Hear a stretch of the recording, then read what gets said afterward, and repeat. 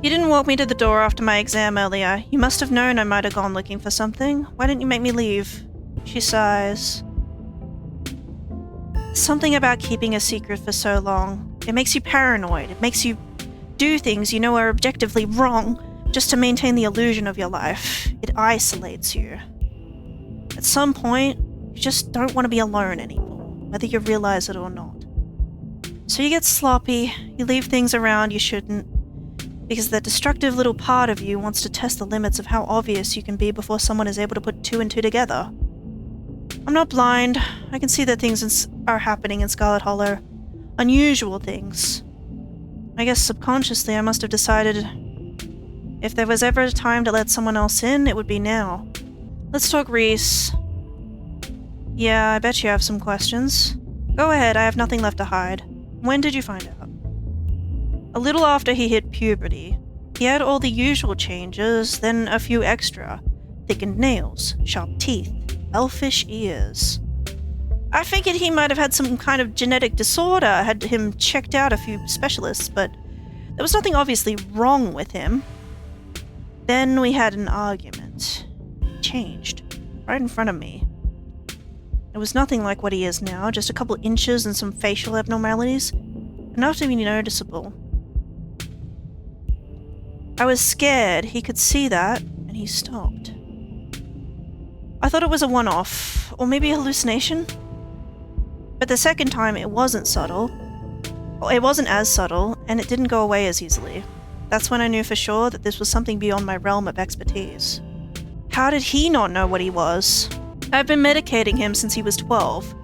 We've only had 3 incidents like this before, maybe 4, depending on what counts. This is the worst one by far. He doesn't seem to understand at first that he looks different, and I just make sure to stay on top of his dosages so he rarely ever does. But I've been preparing for this inevitability. He's an adult now, there's only so much I can do to control him. Why did you start poisoning him? Dr. Kelly sighs. Can we stop calling it poison? Yes, it's poison, but the act of me giving him poison was not me poisoning him. I was medicating his illness. It started when he was around 15. I'd been giving him increasingly high doses of clonopin, but his body kept adapting and his symptoms would come back, especially if we ever fought. I couldn't keep ordering all those drugs, but it was already suspicious and I could risk losing my license, especially if anyone ever found out what I was using them for. Someone approached me with a solution. I took it. Someone! And I've been dealing with the emotional and mental consequences of that decision ever since. Who approached you? Dr. Kelly gives you a long, hard look. I don't want to talk about that woman. But screw it, I might die tonight, sure, I'll tell you. It was... Ah! What? That woman. I think it might be Sybil. I don't know, man. That's all I have to say about that. What is he? At first I thought he was some kind of werewolf. But if he is, he doesn't follow any kind of full moon rules or anything. Silver doesn't do shit to him, and you've seen what he looks like, it's just weird. I almost wish I could examine him while he's fully transformed. I'd be fascinated to know what happens to him, or how his body does it. But he seems pretty hellbent on ripping my throat out, so I guess that'll just have to remain a mystery. Was his dad similar? A strange little smile creeps onto Dr. Kelly's face. I wish I knew. Reese just kind of... happened. I wasn't seeing anyone, I just woke up pregnant one day. I know how impossible that sounds. I'm a doctor, for Christ's sake. Yeah, what?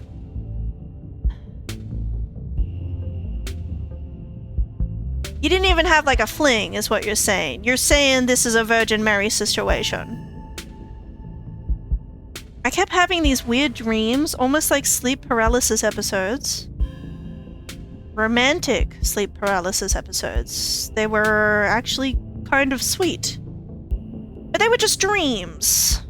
I mean, you can't really believe that though, right? If you got pregnant. But then, all of a sudden, my period stopped, I got morning sickness, and roughly 9 months later, Reese. Do you think Reese is the Antichrist? Do you think that's what's happened here? The relationship between you seems so difficult. Yeah, you could say that. He was such a cute kid. When I found out I was pregnant, I was terrified. I didn't know if I'd be ready, but he made me love being a mom. It's not like it was going to be sunshine and roses forever, no matter what. Kids grow up and they change, sometimes for the worst. This is part of being a mom too. Doing what you can to make sure the child you brought into this world isn't going to go around eating people. I wouldn't know. And I hope I don't find out. That sounds horrible. How do you know he's dangerous? I mean, yeah, because he's trying to kill her, I guess, but it sounds like he's not dangerous to other people. Well, he wants to murder me, so that's clue number 1. It's not like he's usually a violent kid, he's mostly just sad. But every now and then we butt heads, and that's usually when this side of him comes out. Imagine if this happens anytime he gets frustrated with anyone. Imagine he gets road rage one day, turns into a 12-foot tall monster with a million teeth and rips somebody apart in the middle of a major metropolitan area. Yeah, he's dangerous. Don't you think it might be a self-fulfilling prophecy? Oh, don't preach to me. Is he a sweet kid most of the time? Absolutely. And Ted Bundy was sweet to the people he picked off the side of the road. Didn't mean he didn't go ahead and slaughter them anyway. I know what my son is capable of, so it's my job to make sure he doesn't hurt anybody. What is this room? Old X-ray room. Lead walls. After I realized this whole situation was a possibility, I had the door reinforced with special remote-controlled locks. Glad it could finally come in handy. What's the game plan, both short and long term? Well, I pump him full of eloquent tranquilizers, then I lock him in here. Then I somehow convince him to see things from my perspective. Then we all live happily ever after? There has to be some other way, it's just going to make him feel trapped.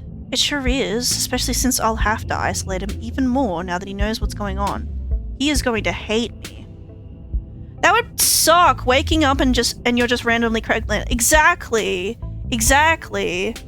I would... I don't know, man. I don't want to think about it too much, because I think, yeah.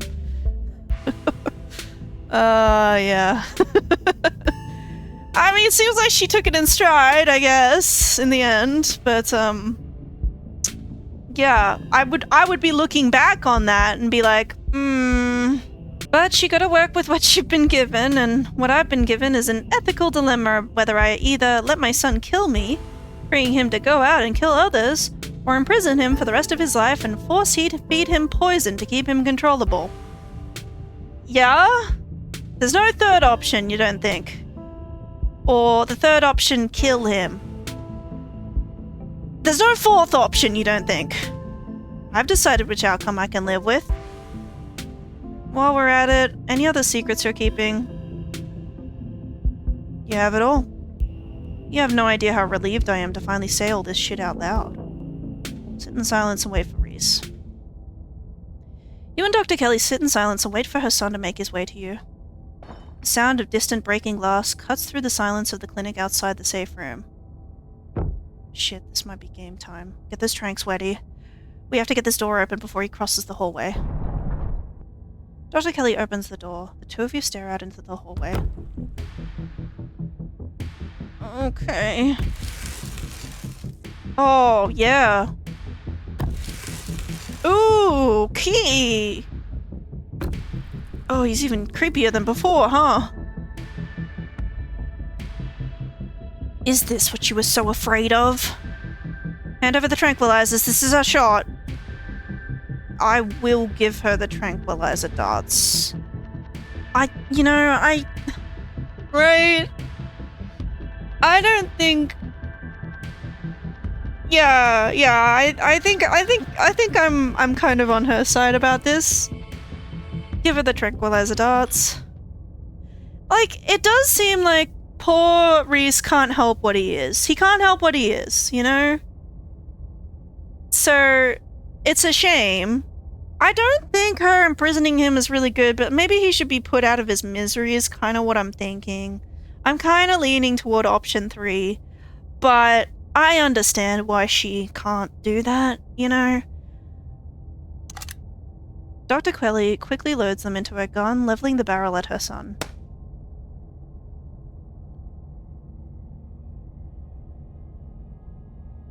Comet, I thought we were in this together. Thank God. Dr. Helly sighs heavily, staring down at the warped figure of her son. I can drag him into the safe room on my own. I'll meet you at the front when I'm done. Leave her to it. You return to the entrance of the clinic. Everything is quiet now. Only streaks of paint where Reese's minions had once whirled out of cracks in the wood. Okay. I hope you understand that this needs to stay between us. Dr. Kelly, it's a mercy kill. Everyone will be hype. Yeah, man! I don't know. I guess we didn't have the option. Yeah, I don't think I can convince her. I don't know. Maybe if I didn't give her the tranquilizers, she would be forced somehow. I don't know. But what's done is done now. I hope you understand that this needs to stay between us. I don't care how much you feel like you need to share with what just happened with other people. The more people know about this, the more trouble it is for me and for him. I don't need any more well-intentioned escape plans. Yeah, I think I'll say it straight up. Someone needs to kill him. It'd be better for everyone, Reese included. Stuck alone and poisoned in that tiny cage is no way to live. I don't care what kind of monster he is, Comet. He's still my kid. I'm not going to give up on him so easily. As much as I'd love to stand around chatting, I've got to get to work. Got to clean this place as best I can before tomorrow. You should probably get home. It's dark. I'm sure your cousin is worried about you. Hug her? Yeah. Well, I'll give her a hug. You put your arms out for a hug. No offense, but I'm not a hugger. Well, never mind then. Fuck you. Sorry, I don't take rejection well. See you later, Comet. Bye. She firmly escorts you to the door, closes behind you. And we never found Stella, which is very concerning. The night is oddly warm compared to the chill of the day, crickets singing quietly in the sleepy little neighborhood. Everything that happened in the clinic feels almost like a dream, and now that it's over, you realize how little it meshes with your understanding of the world. Go home. It's time to go home. You don't get far before you're interrupted by the jingling of dog tags. Oh, Gretchen! Gretchen appears at the edge of the road, running as fast as her geriatric pug legs can carry her. Comet, please, you must come at once. I'm afraid my Stella is in dire emotional distress. She's been sitting one spot all day long, and I fear we're nearly out of supplies. Please come talk some sense into that girl before I miss my dinner 2 nights in a row. A dignified lady of age such as myself cannot survive on treats and camping food alone. Oh my god, Stella's alive. Take me to her. Oh, thank you for listening. She's just this way. You follow Gretchen. She nervously runs ahead of you the whole time, constantly looking back to make sure you're still there as she leads you into the dark woods. Before long, the trees thin, and you find yourself on a steep hill by a 2-lane road, lined on one side by sheer rock. And there, sitting on a log, staring mournfully out at the asphalt, is Stella. There she is, and she just won't move. Gretchen runs up to her and sits in Stella's lap. Gretchen, you're back. Don't scare me like that again.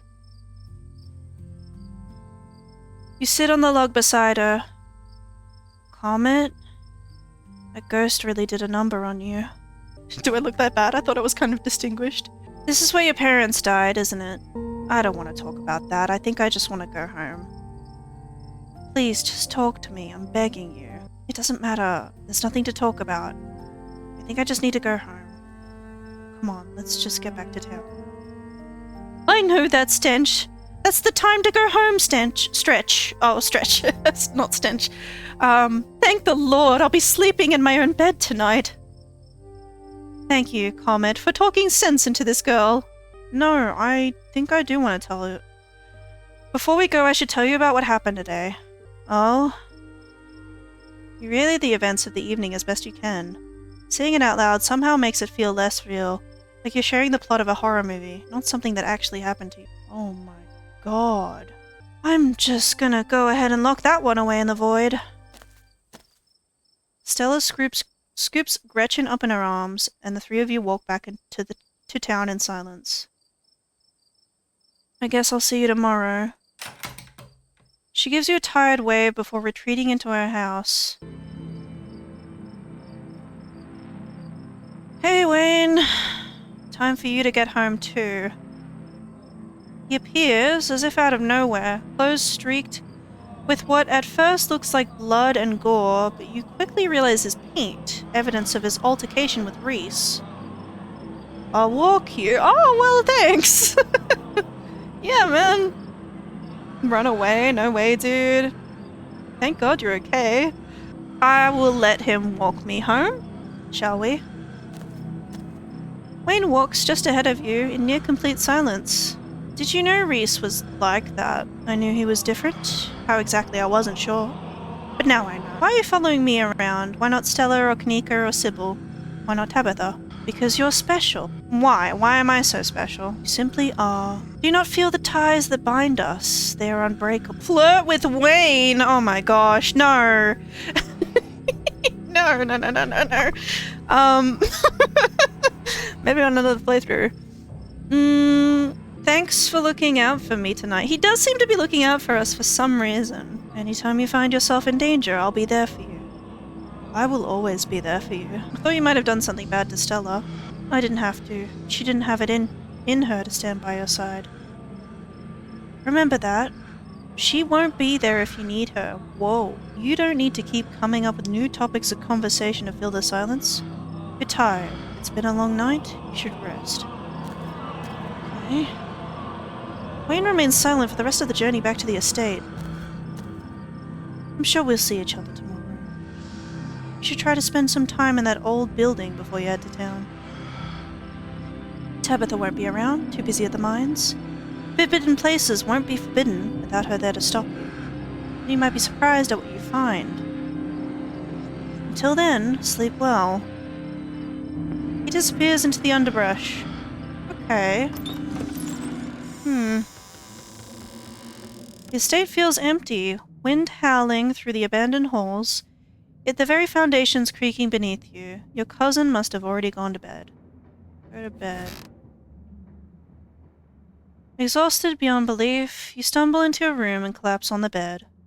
The damp smell of the mattress is starting to become almost welcoming, a sign that the now daily horrors of Scarlet Hollow are finally behind you, at least until the sun inevitably rises once again.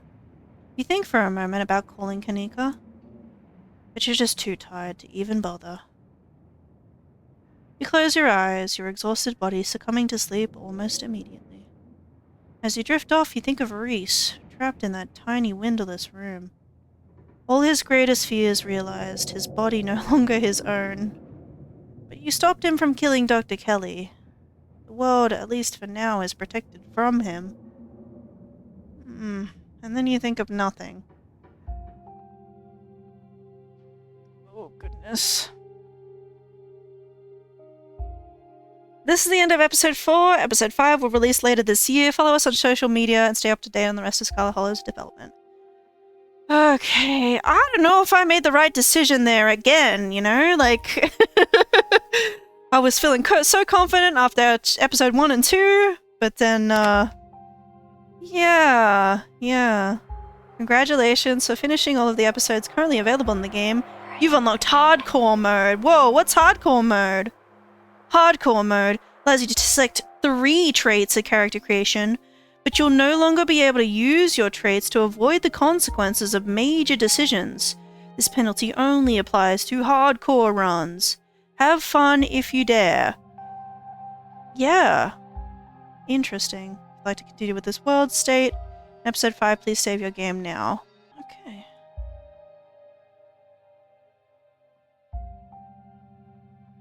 And that's all we've got so far. Goodness. Yeah.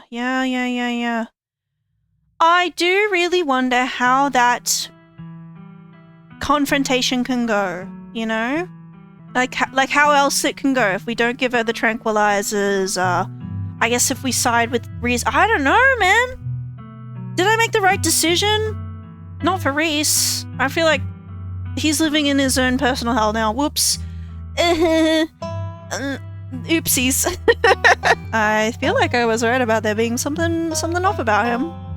You would not believe how that situation resolved itself in my playthrough. Lay it on me. Tabitha came to save me with a shotgun. Oh yeah, because you could call for Tabitha. Right, I forgot about that. Shot Reese, we burned his corpse and bonded as cousins while Dr. Kelly heard. Oh man. Oh man. That's kind of awesome. Yeah, maybe I should have gone for Tabitha. I do love the way this game handles choices. I'm very impressed with it. It really feels like there's a lot going on. Even the traits. Like, I picked Talked with Animals because I thought it sounded funny at the start of the playthrough. And I picked Keen Eye because I wasn't really sure what else to choose. But Keen Eye has, like, really come in handy. It's really interesting. And now I'm like, damn, what do the other traits do? You know, like, I really want to play this game again. Immediately. But I have been streaming for 7 hours now. Goodness me, because I just kept going. I was just so immersed in it. I was just so intrigued. This has been Scarlet Hollow. Check it out. If you enjoyed watching me play it, check it out for yourself. Make your own decisions. I can't wait for episode 5. And 6 and 7, eventually. Oh, I got to know, you know? Clearly we make it to the funeral, right? But what happens then? Who's the cat? Was it Reese? I kind of guessed it was Reese, but like, I feel like the worst isn't over, you know?